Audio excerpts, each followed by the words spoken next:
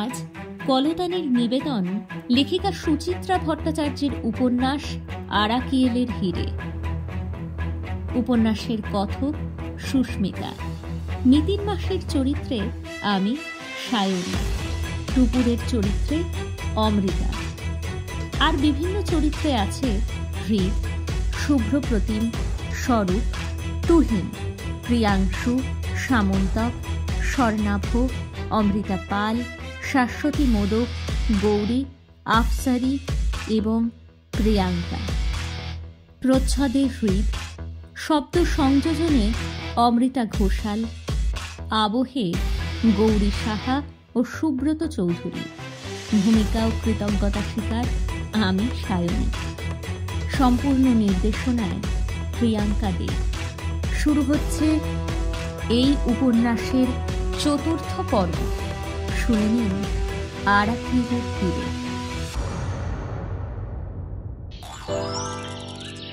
রোববার মানে গপ্পবার।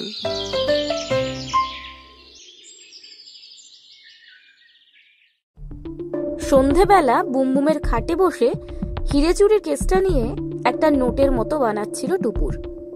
মিতিন মাসি এবার তাকে কোনো কাজই দেয়নি, তবু প্রত্যেকের জবানবন্দি, কার সম্পর্কে টুপুরের কি ধারণা জন্মেছে লিখেছে সাজিয়ে গুছিয়ে। হঠাৎ কোনো নতুন পয়েন্ট মনে পড়লে যোগ করে নিচ্ছে সঙ্গে সঙ্গে। যেমন এইমাত্র স্মরণে এলো পিটার ডিসুজা একজন সাক্ষী হওয়ার সত্ত্বেও উইলের খবর টুপুরদের কাছে গোপন করে গিয়েছিলেন। মিসেস আরাকিয়ালও নিজে থেকে উইলের কথা ভাঙেননি, জেসমিন নির্মলারাও নয়। ভুলটা ইচ্ছাকৃত না অনিচ্ছাকৃত? টুপুরের মন্তব্যটা হয়তো কাজে লাগবে না, তবু নোট থাকা ভালো। টুপুর দেখেছে বিবরণী বিশদ হলে নিতিন মাসির কাজে সুবিধা হয়। টুপুর নিজেও শিখতে পারে তদন্তের কোন কোন সূত্র দরকারি, কোনটাই বা নেহাত অদরকারি। ঘরে বুমবুমও মজুদ, কম্পিউটারে ভিডিও গেমস খেলছে এক মনে। মা বাড়ি নেই, দিদিও কম্পিউটারের দখল চাইছে না। বুমবুমের ভারী সুখের সময়। পরশু অ্যানুয়াল পরীক্ষার রেজাল্ট বেরোবে, মঙ্গলবারই নতুন ক্লাস শুরু। ছুটির শেষ দুটো দিন যেন চুটিয়ে উপভোগ করছে বুমবুম। পার্থ ফিরল 8:30 নাগাদ, চৈত্রের গরমে ফসফস করতে করতে। এসেই সাওয়ার চালিয়ে স্নান, তারপর পাউডার টাউডার মেখে আয়েশ করে বসেছে সোফায়।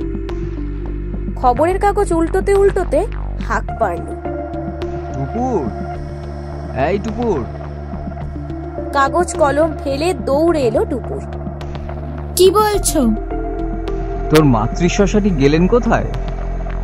কি জানি, দুপুরে মার্কোই স্ট্রিট থেকে ফিরেই নাকে মুখে গুজে কোথায় বেরিয়ে গেল। তোকে নিল না? তাই তো দেখছি। এ একাই হিরে উদ্ধারে গেল নাকি? বুঝতে পারছি না। তোর মাসি এখনো তোকে এলেবেলেই ভাবে রে, তুই আর জাতে উঠলি না। টুপুর হেসে ফেলল। পার্থমেশও তাকে রাগাতে চাইছে, হাসতে হাসতেই বলল, মাসি তার নিজের ডিউটি করছে আর আমি আমার।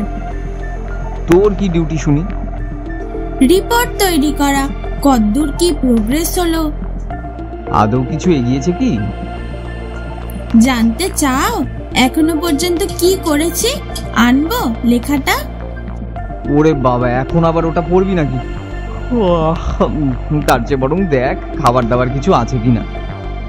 উৎসাহে জল ঢেলে দিতেই টুপুর বিরস মুখভঙ্গি করে বলল, আরো দিদি ইডলি সাম্বার বানিয়ে রেখেছে, মাইক্রোওয়েভে গরম করে দেব? সঙ্গে এক মুঠো চানাচুরও দিস আর চা। ইডলির সঙ্গে চানাচুর, কি কম্বিনেশন গো! ভ্যারাইটি জীবনের মশলা রে, তুইও ট্রাই করে দেখতে পারিস। নো চান্স, ওই বিদঘুটে মিক্সচার তুমিই খাও। জলখাবার হাতে পেয়ে তুবড়ি ছোটাতে শুরু করেছে পার্থমেশু। আর্মেনিয়ানদের সম্পর্কে আরো কিছু জ্ঞান আরোহণ করেছে। এখন ভান্ডার উজাড় করার পালা। সম্রাট আকবর নাকি এক আর্মেনিয়ানকে ছেলে হিসেবে দত্তক নিয়েছিলেন। আকবরের সাম্রাজ্যে প্রধান বিচারপতিও নাকি ছিলেন একজন আর্মেনিয়ান। বিচারপতির নাম ছিল আব্দুল হাই। আকবরের সময় থেকেই দিল্লি, আগ্রা, পাঞ্জাব সর্বত্রই আর্মেনিয়ানরা জাঁকিয়ে বসতে থাকে। একটা গির্জাও নাকি তারা বানিয়ে ফেলেছে আগ্রায়, আকবর বেঁচে থাকাকালীন। বক্তৃতার মাঝেই হঠাৎ মিতিনের প্রবেশ। পার্থর ডাকাডাকিতে সাড়া না দিয়ে থমথমে মুখে শটান ঢুকে গেল স্টাডিতে। বন্ধ করে দিয়েছে দরজা। টুপুর আর পার্থ মুখ চাওয়াচাই করল। কেস চূড়ান্ত পর্যায়ে পৌঁছে গেলে এমনটাই করে মিতিন, তারা জানে। রাতে অবশ্য মিতিন বেরিয়ে খেতে বসলো একসঙ্গে। এলোমেলো কথা বলল দু চারটে, কিন্তু কেসের ব্যাপারে আশ্চর্য রকম ভাবে নীরব। অর্থাৎ কেস নিয়েই ভাবছে এবং কেস সংক্রান্ত কোনো আলোচনাই এখন পছন্দ করবে না। আহার সেরে ফের সেদিয়ে গেল নিজস্ব কুঠুরিতে। টুপুর যখন শুতে গেল তখনও স্টাডির আলো নেভে। সকালবেলা মিতিন কিন্তু একদম অন্য মেজাজে। নিজেই ব্যালকনির কাছে জল দিল, মাঝে মাঝে গুনগুন গান গাইছে। আরতিকে আলুর পরোটা ভাজতে বলল, খুনসুটি করলো বুমবুমের সঙ্গে। টুপুরও গন্ধ পেয়ে গিয়েছে অমনি। আলুর পরোটার প্লেট হাতে নিয়ে মাসিকে জিজ্ঞেস করলো, কেস মানে হচ্ছে সলভড? ইয়েস, জবনিকা কম্পমান। এবার জাস্ট পর্দাটা তুলে দিলেই হয়। কে নিয়েছে তাহলে হিরেটা? সাসপেন্স। বুঝেছি, বলবে না। টুপুর চোখ প্যাঁচা করল।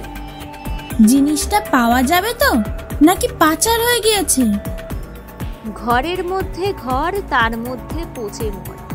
কি বুঝলি? ধাঁধাটার জবাব তো মশারি। একটু ঝেড়ে কাশো না মিতিন মাসি। আর তো কয়েকটা ঘন্টা, দমটাকে ধরে রাখ। মিতিন পার্থর দিকে তাকালো। এই, তুমি কি করছো বিকেলে? শব্দ জব্দ করতে করতে পরোটা ছিটছিল পার্থ। তবে কান কিন্তু এদিকেই খাড়া। ঠোঁট উল্টে বলল, ঠিক নেই, ভাবছি একাডেমিতে একটা নাটক দেখতে যাব। আমাদের সঙ্গে মার্কো স্ট্রিট চলো। গিয়ে জোড়া নাটক দেখবে, উইথ ফাটাফাটি ক্লাইম্যাক্স। চোখ বড় বড় করো না। ঠিক 4টের শো। রোববার দুপুরে না ঘুমিয়ে তৈরি থেকো। পার্থর পরোটা বোঝাই গাল হাসিতে ভরে গেল। ওকে ম্যাডাম টিকটিকি। ড্রয়িং রুম আলো করে বসে আছে 8-9 জন। মিসেস আরাকিয়াল তো আছেনই। জেসমিন, নির্মলা, হ্যারি, সুজান, ডিসুজারা বাপ ছেলে, কুরিয়ান কর্তাগিন্নি সকলেই হাজির। মিতিনরা ঢোকা মাত্র হালকা একটা গুঞ্জন উঠেছিল। এখন এক অখণ্ড নীরবতা বিরাজ করছে ঘরে। পার্থ আর টুপুরকে দুদিকে নিয়ে মিতিন বসলো বড় সোফাটায়। উৎসুক চোখগুলোতে একবার দৃষ্টি বুলিয়ে নিয়ে কথা শুরু করেছে। দুঃখের সঙ্গে জানাচ্ছি 22শে ডিসেম্বরের রাতটার সম্পর্কে আপনারা কেউই সত্যি কথা বলেননি। অবশ্য মিসেস আরাকিয়ালকে আমি ধরছি না, কারণ ওই রাতটার নিখুঁত স্মরণে রাখা আন্টির পক্ষে সম্ভব ছিল না। উনি আর মিস্টার পিটার ডিসুজা ছাড়া উপস্থিত প্রত্যেকেই সেদিন অত্যন্ত নক্কারজনক কাজ করেছিলেন। ইসাবেল বিড়বিড় করে বললেন, কি বলছো বাচ্চা? সবাই মিলে হিরে চুরি করেছে? তা কেন? আমি বরং সেদিন রাতে কি কি ঘটেছিল তার একটা ছবি তুলে ধরি, তাহলেই ব্যাপারটা জলের মতো পরিষ্কার হয়ে যাবে। বেশ তো, বলো শুনি। মিস্টার আরাকিয়ালের ডেড বডি ঘিরে অনেকেই ছিলেন সেদিন। মিসেস কুরিয়ান আর সুজান ছাড়া এ ঘরের সবাই। রাত 2টোর সময় মিসেস আরাকিয়ালকে নিয়ে জেসমিন তার ঘরে গেল। মিস্টার পিটার ডিসুজাও নেমে গেলেন নিচে। আর তারপরেই শুরু হলো এক আজব লুকোচুরি খেলা। অ্যালবার্টকে নিয়ে মিস্টার হ্যারি লাইব্রেরি রুমে এসে বসলেন। একটু পরে হ্যারি কফি বানাতে বললেন নির্মলাকে। যখন নির্মলা কিচেনে, মিস্টার কুরিয়েন তখন ডেড বডির পাশে একা। মিস্টার আরাকিয়েল যে সিন্দুকের চাবি সর্বদাই কোমরে বেঁধে রাখতেন, এ সংবাদ কারোরই অজানা নয়।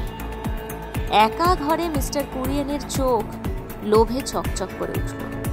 তবু উনি ঠিক সাহস পাচ্ছিলেন না। কিন্তু হ্যারি আর অ্যালবার্ট ড্রয়িং রুমে উঠে যেতেই ঝটপট মিস্টার আরাকিয়েলের কোমর থেকে চাবিটা নিয়েই সিন্দুক। অ্যালবার্ট চেঁচিয়ে উঠল, কুরিয়েন আঙ্কেল, এ তো ভাবাই যায় না। দাঁড়ান দাঁড়ান, এমন অনেক কিছুই ঘটে যা আমাদের কল্পনার অতীত। তবে তখন তো সবে খেলা শুরু হয়েছে। মিস্টার কুরিয়েন বেশি সময় পাননি। নির্মলা কফি নিয়ে চলে এলো কিনা, চাবিটা কোনো রকমে ডেড বডির কোমরে গুঁজে দিয়ে মিস্টার কুরিয়েন তখন প্রবল টেনশনে ভুগছেন। কোনো মতে কফি শেষ করে হুড়মুড়িয়ে পালালেন একতলায়। জেসমিন উত্তেজিত স্বরে বলল, হীরের সমেত? বলছি। কুরিয়েন বেরিয়ে যেতেই নির্মলা ফাঁকা পেয়ে গেল ভয়। সে বড় সাবধানী মেয়ে। কফির কাপ নেওয়ার অছিলায় হ্যারি আর অ্যালবার্টকে দেখে এলো। হ্যারি তখনও ফোন করছেন। এরপর কাপ কিচেনে নামিয়ে নির্মলা গেল জেসমিনের ঘরে। আন্টি আর জেসমিন শুয়ে আছে দেখে ভিতর বারান্দা দিয়ে মিসেস আরাকিয়েলের বেডরুমে ফিরল। তারপর যে আঙ্কেল তাকে হোম থেকে তুলে এনে আশ্রয় দিয়েছিলেন, তারই ডেড বডির কোমর থেকে চাবি খুলে নির্মলা, ইসাবেল আর্তনাদ করে উঠলেন। আমার নির্মলা ওই হীন কাজ করেছে। লোভ মানুষকে অন্ধ করে দেয় আন্টি। নির্মলা হয়তো ভেবেছিল হিরেটা পেলে এক লাফে বড়লোক হয়ে যাবে। এমনটা কি এ ঘরের আর কেউ ভাবেননি?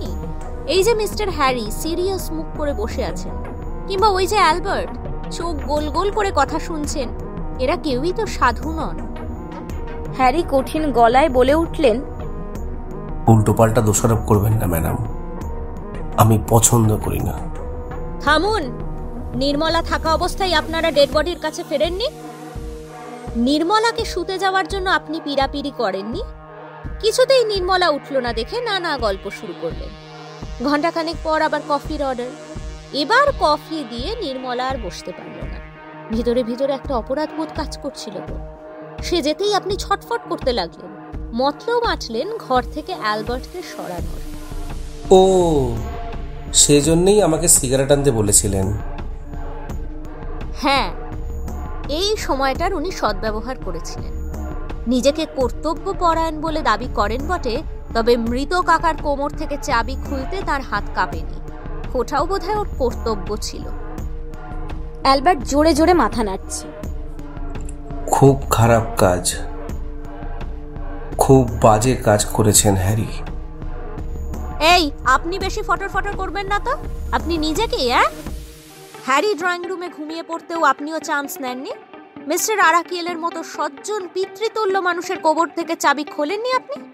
কেউ কোথাও নেই, সবাই ঘুমোচ্ছে, মৌকা বুঝে সিন্দুক খুলে। জেসমিন তীক্ষ্ণ স্বরে চেঁচিয়ে উঠল, জানতাম এই অ্যালের কুকুরটি। সেদিন রাতে বজ্জাত ছেলেটাকে দেখেই বুঝেছিলাম পেটে কোনো বদমতলব আছে। বদমতলব তো কারো মনে কম নেই ম্যাডাম জেসমিন। আপনিও যে শেষ রাতে গাড়ি বারান্দার ছাদ দিয়ে আঙ্কেলের ঘরে এসে একই কুকর্মটি করলেন, তার পিছনে কি কোনো ভালো মতলব ছিল? মিথ্যে কথা, আমি সকালের আগে ওই রুমে যাইনি। সাক্ষী কিন্তু আছে। নির্মলা কিন্তু দেখেছে আপনাকে। হতেই পারে না, নির্মলা তখন ঘুমোচ্ছিল। বলেই চমকে উঠেছে জেসমিন। চোখ ঘুরিয়ে সবাইকে দেখলো একবার, তারপর মুখ ঢেকেছে দু হাতে। মাথা নাড়তে নাড়তে বলল, বিশ্বাস করুন, সিন্দুক আমি খুলেছিলাম, কিন্তু হিরে তখন ওখানে ছিল না। আপনাকে বিশ্বাস করা তো খুব শক্ত জেসমিন, তবে আপনার এই কথাটুকু অন্তত সত্যি। আপনি যখন সিন্দুক খোলেন, হিরে তখন ভেলভেট বক্সে সত্যিই ছিল না। শুধু তাই নয়, অ্যালবার্ট, হ্যারি, নির্মলা, কুরিয়েন যে যখনই খুলেছে সকলের ভাগ্যেই ওই শূন্য বাক্সটি জুটেছে। এ কি কাণ্ড! হিরে তাহলে গেল কোথায়? পিটার ডিসুজা আজ কানে শ্রবণ যন্ত্র লাগিয়ে এসেছেন। প্রতিটি শব্দই শুনছেন মন দিয়ে। গমগমে গলায় বললেন, হিরে কি তাহলে ভ্যানিশ হয়ে গেল? মোটেই না, হিরে হিরের জায়গাতেই আছে। মিস্টার আরাকিল তাকে যথেষ্ট নিরাপদে রেখে গিয়েছেন, রেখে গিয়েছিলেন। ঘরের চোর ডাকাত, বাইরের চোর ডাকাত কেউই যাতে হিরেটা লোপাট করতে না পারে, সিন্দুক ভাঙলেও নয়। কোথায় রেখেছিলেন উনি? অনেকক্ষণ পর ইসাবেলের ক্ষীণ স্বর শোনা গেল। এই বাড়িতেই কি? হ্যাঁ আন্টি, হিরে আপনাদের বেডরুমেই আছে। আসুন দেখাই। হ্যামলিনের বাঁশিওয়ালার মতো ও ঘরে চলেছে মিতিন, পিছনে মন্ত্রমুগ্ধ ইঁদুরের মতো দঙ্গলটা। ঢুকেই মিতিন সোজা অ্যাকোরিয়ামের সামনে গিয়ে দাঁড়ালো। ঝুঁকে জলে দেখছে কি যেন, মাথা নাড়ল দুদিকে। ঘুরে ঘুরে এপাশ ওপাশ থেকে ভালো করে দেখলো মৎস্যাধারটিকে। কপালে টকটক আঙুল ঠুকছে। হঠাৎই টেবিলটা টেনে অ্যাকোরিয়ামটাকে ঘুরিয়ে নিল পুরোপুরি। তারপর অ্যাকোরিয়ামের তলায় হাত রেখে জোর হ্যাঁচকা টান। অবাক কাণ্ড, পাতলা একটা চোর কুঠুরি বেরিয়ে এসেছে অ্যাকোরিয়ামের নিচ থেকে, অনেকটা দেরাজের মতো। 2 ডজন চোখ একসঙ্গে আছড়ে পড়ল দেরাজে। মধ্যখানে গোল খোপে ওটা কি? হিরে না? হ্যাঁ, হিরেই। বালি আর নুড়ির অ্যাকোরিয়ামে তলদেশে ঢাকা বলে দেরাজের অস্তিত্ব বোঝার কোনো উপায় নেই। বালি সরিয়ে ফেললেও হিরে দেখা যাবে না। টিনের পাতের নিচে রয়েই যাবে চক্ষুর অগোচরে। টুপুর বিমোহিত। কি অনুপম শোভা! আহ, হালকা সবুজ দুটি ঠিকরে ঠিকরে বেরোচ্ছে গা দিয়ে। সাধে কি 2 কোটি টাকা দাম। মহামূল্যবান রত্নটি খোপ থেকে তুলে ইসাবেলের হাতে দিল মিতিন। বলল, খুশি তো আন্টি? ইসাবেলের চোখে জল। গদগদ গলায় বললেন, আমার আনন্দ আমি ভাষায় প্রকাশ করতে পারবো না বাছা। আরাকিয়েল বংশের গৌরব তুমি আজ ফিরিয়ে দিলে। ঠিক বলছি না হ্যারি? হ্যারিকে তেমন একটা আহ্লাদিত মনে হলো না। আর চোখে জেসমিনকে দেখে নিয়ে বলল, হিরে পাওয়া গিয়েছে, আমাকে বদনামের ভাগী হতে হলো না, এটাই তো যথেষ্ট। তবে আরাকিয়েল বংশে এই হীরের মেয়াদ আর কতদিন? বড়জোর 20-25 বছর, মানে যতদিন আপনি আছেন। তারপরই তো ভারদন্দের হাতে, সেখান থেকে আবার হয়তো অন্য কোনো বংশে। না হ্যারি, না। ইসাবেল জোরে জোরে মাথা নাড়লেন। আমি ঠিকই করে রেখেছি, হিরে আমি তোমাকেই দিয়ে যাব, অবশ্য একটা শর্তে। কোনো কারণেই তোমরা ওই হিরে বেচতে পারবে না। সুজান জড়িয়ে ধরল ইসাবেলকে। Thank you aunty. এই হিরে আমার ছেলে বা তার ছেলেও যাতে বেচতে না পারে আমরা সেটা নিশ্চিত করে যাব। একটা খুশি খুশি বাতাবরণ তৈরি হয়েছে ঘরে। অপরাধের ভার লাঘব হতে সকলেই যেন বেশ পুলকিত। হঠাৎই অ্যালবার্ট প্রশ্ন করে বসল, একটা কথা জিজ্ঞেস করবো ম্যাডাম? ইয়েস। হিরে অ্যাকোরিয়ামেই আছে, আপনি বুঝলেন কি করে? ওটা তো বলা যাবে না ভাই, ট্রেড সিক্রেট। মিতিন মুচকি হাসল। ধরে নিন আমি ম্যাজিক জানি। অ্যালবার্ট কাঁধ ঝাঁকাল। পিটার হাহা হাসছে। উচ্ছ্বাসে ডগমগ ইসাবেল তো আগামী রোববার একটা ভোজি ঘোষণা করে ফেললেন। পার্টিতে বিশেষ অতিথি মিতিন, টুপুর আর পার্থ। বুমবুমকেও আনতে বললেন সঙ্গে।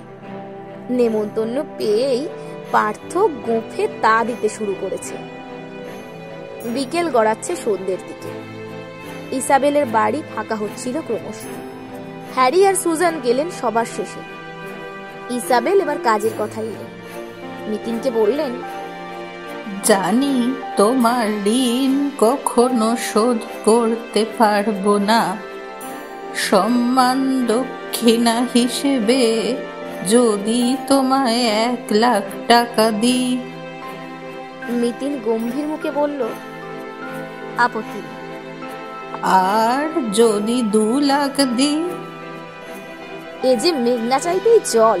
টুপুর প্রায় লাফিয়ে উঠতে যাচ্ছিল, তার আগেই মিতিন বলল, একটু বেশি হয়ে যাবে নাকি?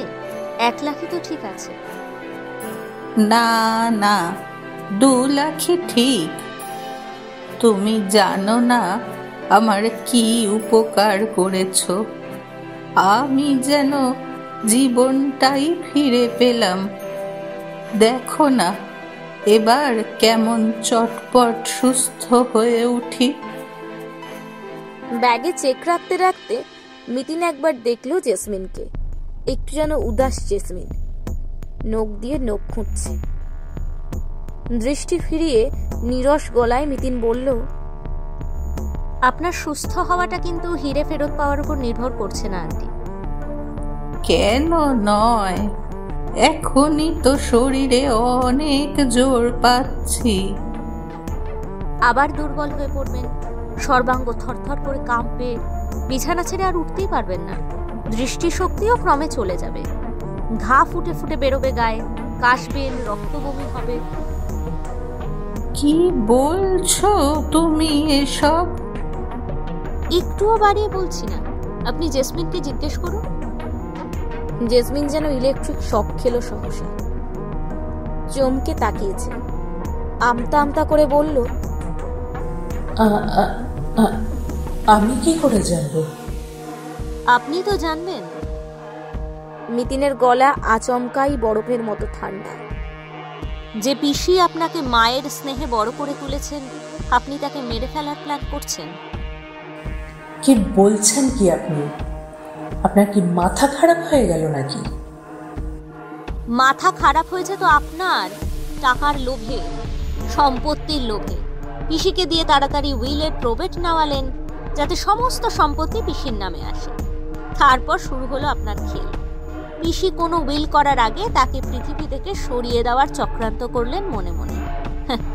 আপনি জানতেন পিসি আপনাকে পুরো সম্পত্তিটা দেবেন না, কিন্তু উইল না করে মারা গেলে আরাকিয়েলদের সবকিছুই তো আইনত আপনার হাতে চলে আসবে। তবে একটাই কাঁচা কাজ করে ফেলেছেন, হীরের লোভ ছাড়তে না পেরে আমার কাছে আসাটাই আপনার কাল হলো।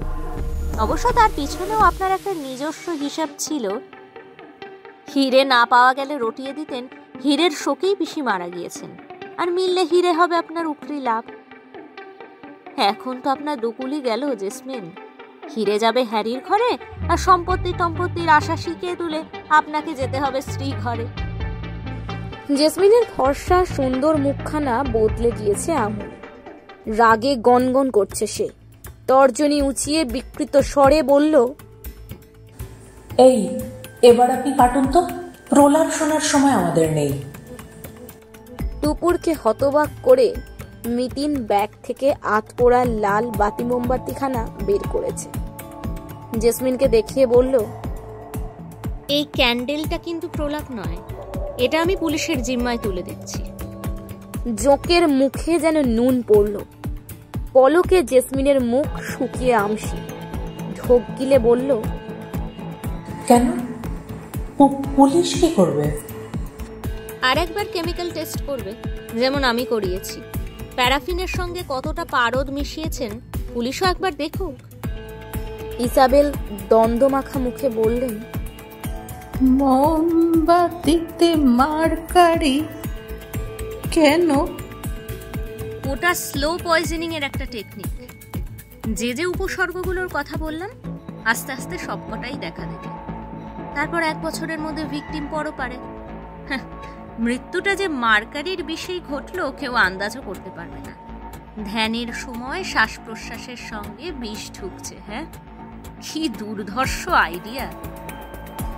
ইসাবেল স্তম্ভিত মুখে বসে নির্মলা দরজায় দাঁড়িয়ে শুনছিল।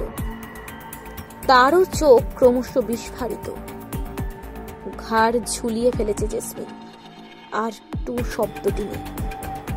মিতিন উঠে দাঁড়িয়ে বলল, এবার আপনি ঠিক করুন আন্টি, আপনার ভাইজিকে ঠিক কি শাস্তি দেবেন? পুলিশ, বাড়ি থেকে বিতাড়ন, নাকি এবারকার মতো ক্ষমা? জানি না, কিচ্ছু জানি না আমি। ট্যাক্সিতে বসে উসখুস করছিল টুকু। এক রাশ প্রশ্ন ভিড় করেছে মাথায়। কোনটা ছেড়ে কোনটা করবে ভেবে পাচ্ছে না। মিতিন বুঝি পড়ে ফেলেছে টুকুরকে। মাথায় একটা আলগা চাটি মেরে বলল, কিরে ভম্বল হয়ে গেলি কেন? এখনো নিশ্চয়ই ভেবে মরছিস অ্যাকোরিয়ামটা কি করে আমার মগজে এলো। হ্যাঁ, কি করে যে ধরলে?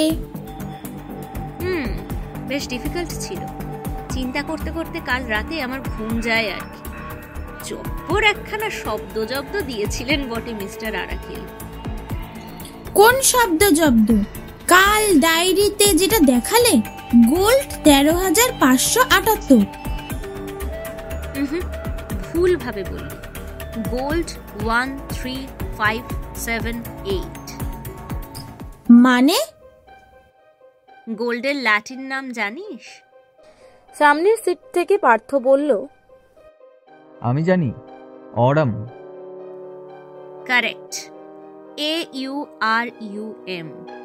এবার এমন একটা শব্দ তৈরি কর যার প্রথম, তৃতীয়, পঞ্চম, সপ্তম, অষ্টম লেটার পাশাপাশি সাজালে অরাম হয়। ডিকশনারি ঘেটে দেখিস, একটাই ওয়ার্ড পাবি, অ্যাকোয়ারিয়াম। বেড়ে বার করেছো তো, লুকিয়ে লুকিয়ে ক্রসওয়ার্ড সলভ করো নাকি? পার্থর তারিফে মিতিন ফিক করে হাসলো। আজ্ঞে না স্যার, ব্রেনটাকে জাস্ট একটু খেলালেই ধরে ফেলা যায়। টুপুর মাথা নাড়ল। বুঝলাম, কিন্তু হিরে যে আদেও সিন্ধুকে ছিল না, এটা তুমি টের পেলে কিভাবে? মিস্টার কুরিয়ানের সৌজন্যে। ভদ্রলোক যদি ফোনে কনফেস না করতেন সিন্ধুক উনি খুলেছিলেন আর খুলে হিরে দেখেননি, তাহলে আমাকে আরো খানিক হাতড়াতে হতো। সেই রাত্রের ক্রোনোলজি বলে সিন্ধুক খোলার প্রথম সুযোগটা পান কুরিয়ানি। ব্যাস, এতেই তো 2 2 4। আর মোমে পাড়া মেশানোটা, ওরকম একটা প্যাঁচোয়া প্ল্যান তুমি আন্দাজ করলে কি করে? Very simple. টুপুর, মনে পড়ছে জেসমিনের কারখানার পিছনে থার্মোমিটারের বাক্স পড়েছিল? হ্যাঁ তো। মার্কেট থেকে সরাসরি পারদ কিনতো না জেসমিন, পাছে কেউ সন্দেহ করে। তার বদলে গুচ্ছ গুচ্ছ থার্মোমিটার থেকে মার্কারি বের করে প্যারাফিনে মিশিয়ে দিত। কি শয়তানি বুদ্ধি বাবা! তুমি যে কোন আক্কেলে জেসমিনকে ক্ষমা করে দিতে বললে, জেলখানায় ওর যোগ্য জায়গা। না রে, জেসমিন তো জাত ক্রিমিনাল নয়। লোভের তাড়নায় দুর্বুদ্ধি চেপেছিল মাথায়, দুর্বুদ্ধি ঠেলেছে পাপের পথে। অনুশোচনা এলে নিশ্চয়ই শুধরে যাবে। অনুশোচনা আসবে মনে হয়? দেখ, আশা করতে দোষ কি? মানুষই ভুল করে, মানুষই ভুল শুধরোয়। তাছাড়া যা ভয় দেখানো হয়েছে, হাসমিক ভার্দন এখন খুব চাপে থাকবে। একটাই শুধু ক্ষতি হলো, ইসাবেল আন্টির বিশ্বাসটাই ভেঙে গেল। আর কখনো কি জেসমিনের উপর ভরসা করতে পারবেন? কথাটা টুং করে বাজলো টুপুরের বুকে। মনোমোহিনী হিরে ছাপিয়ে ইসাবেল আরাকিয়ালের অসহায় মুখখানা ভেসে উঠেছে চোখে। আহারে, আপনজনেরাও যে কেন মানুষকে এত দুঃখ দেয় বোঝে না। ভালোবাসা হিরের চেয়ে অনেক অনেক বেশি দামি।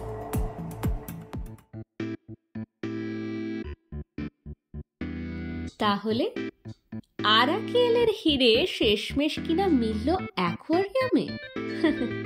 আচ্ছা বলুন তো, কে কে এই রহস্য ভেদ করতে পেরেছিলেন? আর কে কে আমার আর টুপুরের মতো মিতিন মাসের এই মগজাস্ত্রের আশ্চর্য ক্ষমতা দেখে একেবারে তাজ্জব বনে গিয়েছেন? কমেন্ট বক্সে আমাদের অবশ্যই জানান। আমাদের উপস্থাপনা কেমন লাগলো সেটাও জানাতে ভুলবেন না কিন্তু। আর যদি ভালো লেগে থাকে তাহলে তো আপনারা জানেনই, করতে হবে লাইক, শেয়ার করতে হবে সকলের সাথে, আর অবশ্যই সাবস্ক্রাইব করতে হবে কলতানকে। এরকম আরও সুন্দর সুন্দর উপস্থাপনা শুনতে অবশ্যই সাথে থাকুন কলতানে, শুনতে থাকুন কলতান।